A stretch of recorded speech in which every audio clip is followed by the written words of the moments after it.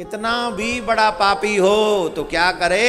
बोले भगवान की सेवा करे, भगवान की कथा सुने, जो भगवान के भक्त हैं उनके दर्शन करता रहे, भगवान के तीर्थों में जाता रहे, भगवान का नाम बार बार पुकारता रहे, तो जो तपस्या से भी मुक्ति नहीं होती उन पापों की, वो भगवान की कथा से सहज मुक्ति हो जाती है उन पापों से।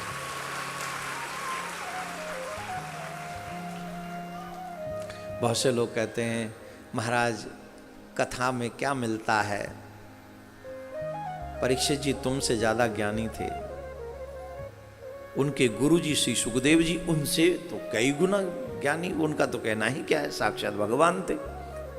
उनके द्वारा ये मार्ग बताया गया है। भक्ति के मार्ग पर चलकर बड़े से बड़े पाप नष्ट हो जाते हैं। भगवान की कथा में वो सामर्थ्य है कि तुम अपने एक जन्म में उतने पाप कर भी नहीं सकते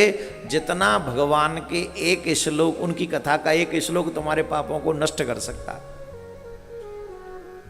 पर इसका मतलब ये आजादी नहीं है कि जब तुम जीवर के पाप कर लो फिर बाद में कथा सुन, इतने पाप हो गए तो तुम कथा में आ ही नहीं पाओगे, ये भी सावधानी से समझें।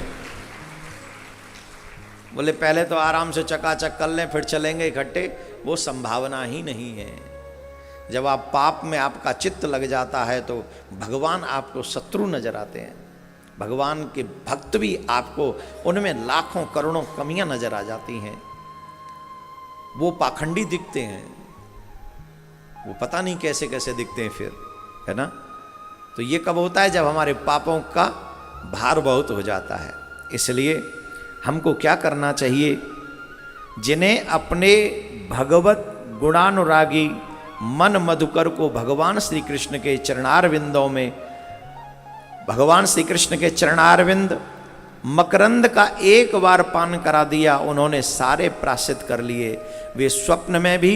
यमराज और यमराज के दूतों की इतनी हिम्मत नहीं होती जिन्होंने एक बार भी श्री कृष्ण के चरणारविंदों का वो पद्म पराग स्पर्श किया है, एक बार भी वो सच्ची अनुभूति हुई है, तो जीवन पर्यंत, एक जन्म में नहीं अनेकानेक जन्मों में यमराज की तो कोई बात ही नहीं, यमराज के दूत उसे स्वप्न में भी नहीं छू सकते। तो आप लोग डरते क्यों हो, आप लोग तो गुरु जी के द्वारा भगवान की शरणागति स्वीकार कर चुके हो।